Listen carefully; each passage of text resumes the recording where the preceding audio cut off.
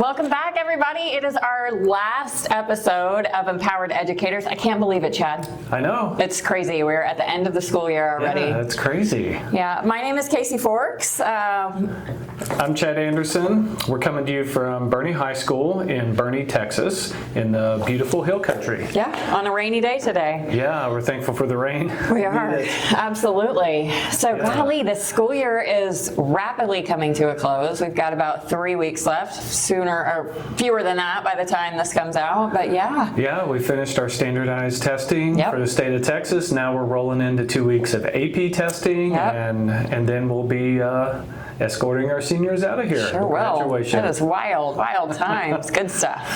Yeah. So we really wanted to just kind of celebrate some great things that have happened this year.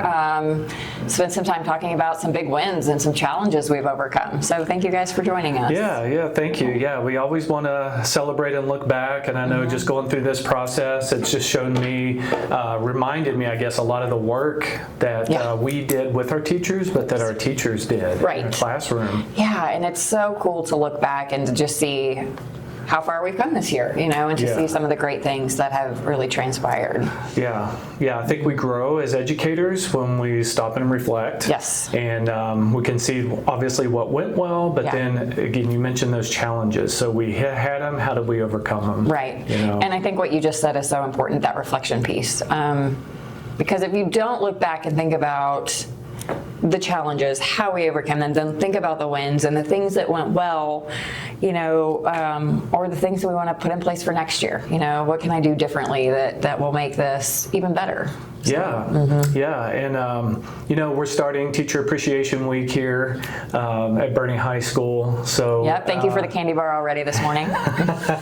And we're celebrating our teachers throughout our PLCs. So we're kind of wrapping up the year, and we're kind of doing a similar thing that we're going to do on our podcast. Yes. Our teachers are doing with us in PLCs. Yeah, we're doing a one-pager kind of reflection, and it's been good to think back about all the good that's happened this year. Yeah. So Kacey, on that, what are some of the good things that you've seen this year with your first year here at Boerne High School? First, and because this has kind of been an ongoing theme throughout, like building those relationships was huge for me, coming in new, and I feel like that has just been such a huge part of my work here too, because I came in not knowing anybody, and so that's always tough when you're at a new school. And I am leaving the year, I feel, with very strong relationships across all content areas, and without those, I would not have been able to get into some of the work that I've been able to do, which has been awesome. And really watching those teachers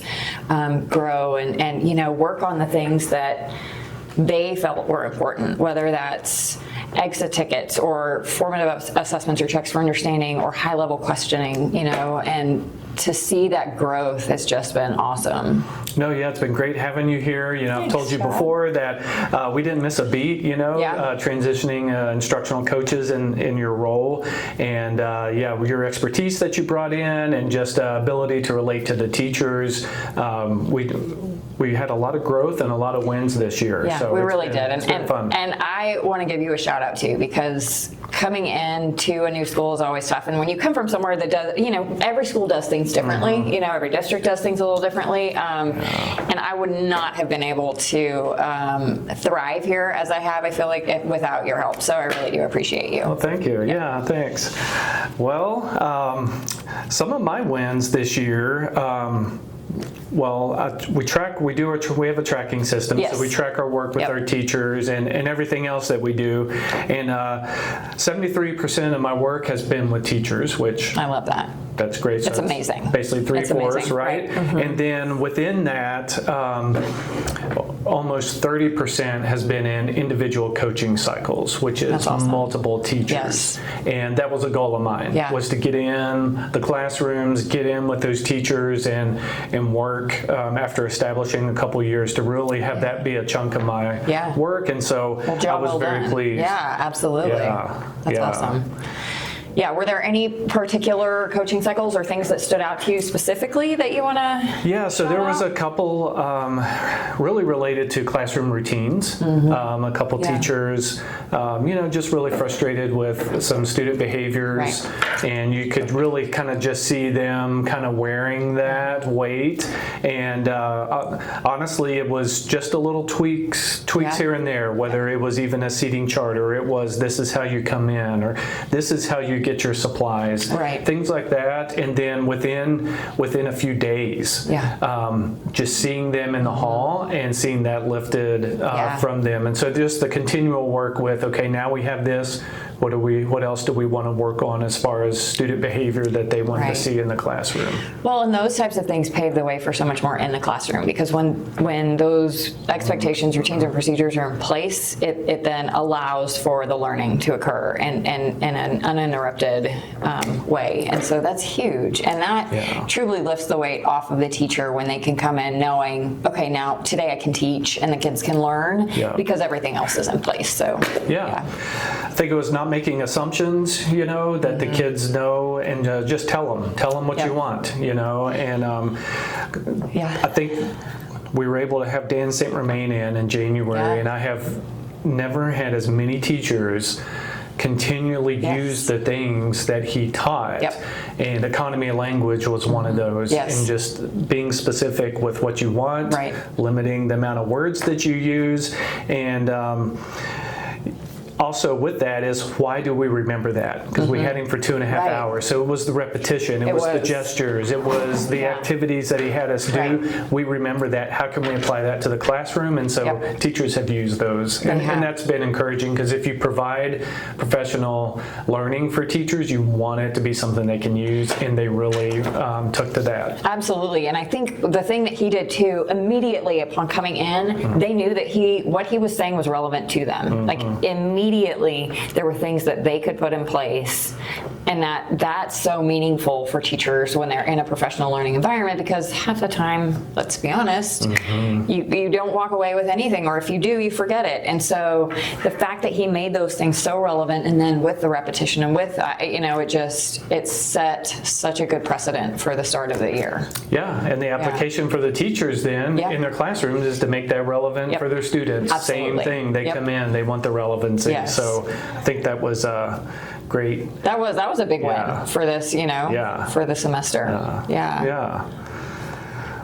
Well, also some of the things that we worked on with our teachers was in pacing the lessons, right? And which again came out of Dan's presentation, but just knowing attention spans, our age of grade level up to 14 minutes, plus or minus, but I think plus or minus 1 or 2. But I think what really got some of our focus was not just talking about the instructional time, like teacher instruction, but when you release the students. That also is grade level up to 14. They need check-ins. Yes. Well, and I think, and it's hard, in a block class, we've got an hour and a half of time. That's a lot of time to fill, right? And so when you're thinking about a lecture or a mini lesson, and then setting the kids free, or then, doing things, because again, and we've talked about this before, our kids are different now. They need, not even just with what he was saying but they're so accustomed to flipping through things so quickly, reels and TikTok videos, and you have to not only make it relevant, not only watch your lecture so you're not droning on and on and on, but like you're saying, chunk it so that there are built-in time periods where things are either changing, or there are check-ins, or there are it's something new, so that they are stimulated, they are doing things throughout the entire class period, and so that enabled me with several coaching cycles this semester going in. Teachers were wanting, okay, well, I want to know if my 12 to 15 minutes is really 12 to 15 minutes. Right? And so time stamping that. And then I think work when they did release the students to, okay, give them the specifics of what you want them to do. And give them a time frame. And that helps with that accountability, getting the stuff in, the work in that they were wanting. So yeah, some of my favorite cycles were going in and time stamping. I mean, and really seeing, but it was also awesome because we have so many teachers who are doing that naturally, and who have those things built in, and it is a change every 15 minutes or so, and it's awesome to see that as well. That's exciting.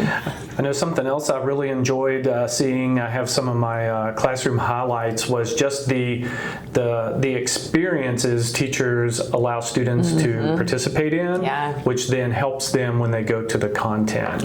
So whether we had a physics in Miss Newton's class, we had a guest speaker, which was her husband. Physics in real life, and then being able to manipulate with some of the tools that he brought in. We had our AP World teacher with creating, a cafe atmosphere when studying the Enlightenment, and all the different, because they're going to now remember what she wants them to remember from the Enlightenment because of the experience that she created, which was from the time period really began to boom. I mean, and speaking of the relevance piece, I was in a classroom this morning, just before this, watching kids give business proposals, and that was incredible. And so I was kind of a Shark Tank judge. It was very fun. Cool. And I got to listen to these, and the kids were, they had to put together a presentation. They had to talk about how they would spend $1,000 if I invested in them, and look at all of these things. It was awesome, and again, that's that relevance piece and doing things that these kids will remember, will take away, that it's applicable to them. It makes such a difference. Yeah, it does. So I kind of went through.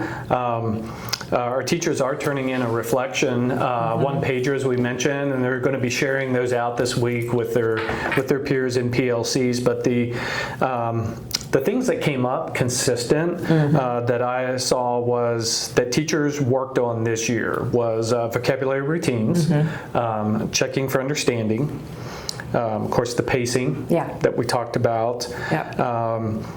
Backward design, and then that student talk, again, I think with the student talk, it wasn't that we weren't providing that time, it was providing clarity for what we wanted the students to talk with there. So that was very encouraging, just because that's a lot of the things, whether it was PLC that we worked on with them. Coaching cycles, absolutely. And so that it meant something to them, that it's showing up on multiple reflections. And that's something we tried to do this year. Really was do things that we hoped would be impactful for them, and that they would take away and say, this really is meaningful, and that they could apply. So that's huge. 100%,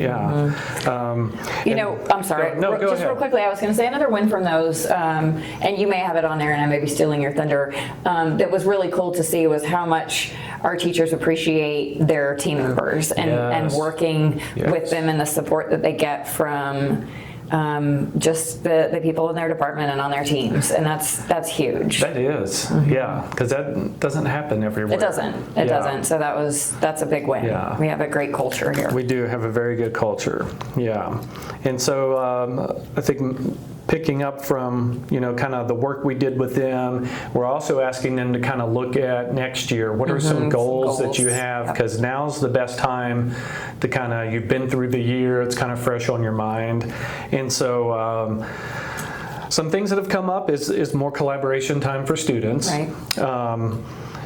There seems to be a focus on for writing, whether it's AP with the FRQs or just writing in class in general. A lot of the cross-curricular is the claim, evidence, reasoning. So that's encouraging that those are the things now. If we get certain systems in place that we worked on this year, and now we can work on raising the rigor a little bit. And focusing specifically on those types of things. That's awesome. It's exciting. It really is. So we did, obviously we all have challenges throughout the year. It's just the way things are. So what are some of the things that kept you going this year when it was challenging? You know what? This being my first year in Boerne, I am incredibly grateful that my family is here. I adore them. I love living in this small town. Like, couldn't be happier being here. But they definitely, when I was just kind of adjusting and like learning the way, they were always a great support system. So that was wonderful. And of course, my pets, because I have lots of them. Awesome. Yeah. So we were blessed. We had 2 more grandchildren this year. They're so cute. Yeah. So we have 3. So my wife and I are blessed. Our son and his family and daughter and her family are close enough by that we get to see them. So that's definitely the highlights on the weekends, so being able to see them. So we're definitely putting pictures in this so everybody can see. Yes, I will. Yes, I will put some pictures in there. Yeah. Absolutely adorable. Well, do you have any summer plans? You know what? I'm going to go to Chicago, and I'm super excited to go visit. One of my best friends lives up there. She moved a couple years ago, so that'll be great. Other than that, I'm just going to, kind of lay low and enjoy. And what about you, sir? I know you have some big ones. Yeah, we do. We're going to Italy this summer with our best friends and their family. Yeah. So we're super excited about that. And then as soon as we get back from that, we'll be in Florida, over on the East Coast. Buddy. Yeah, our family is we're getting a big house together. That's awesome. That's going to be great. So on the beach with family and friends there. So good for you. Looking forward to that. Yeah. Be here soon. So I know, and it'll be over before we know it. But we're not going to think about that. No. We're going to enjoy it. Yeah. Oh wow. Well, so, man. Guess that kind of wraps us up. Huh? Yeah, I think so. This the podcast has been a win. A huge win. This has been such a great tool, great just avenue for us to get some coaching tips out there. And it's been fun. It's been a lot of fun. We do know our teachers have been watching it because they'll come in and give us or let us know, that they watched it. And that was the point, was to kind of use this as a coaching tool. Just use this platform. So it's been a lot of fun. We'll have to see what it looks like, next year and after. But I do want to thank all the guests that joined us and took their time, the teachers. We really appreciate that. We'd also like to really thank our AAVTC students, Coach Eisenberg. We really appreciate y'all setting all this up, editing. We obviously wouldn't have done this without y'all, so we really do appreciate very much. Appreciate the work. Well, any lasting final thoughts? thing? I don't know. Yeah.